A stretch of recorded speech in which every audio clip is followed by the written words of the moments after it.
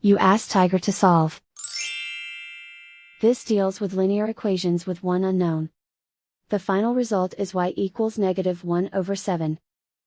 Let's solve it step by step. Simplify the expression. Expand the parentheses. Multiply the coefficients. Simplify the arithmetic.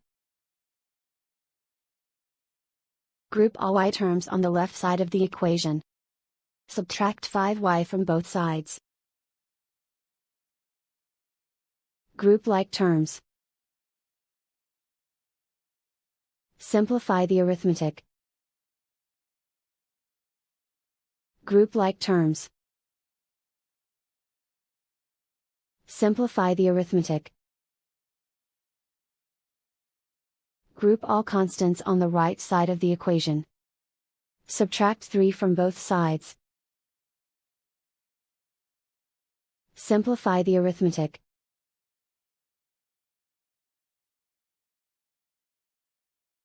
Isolate the y. Divide both sides by 7.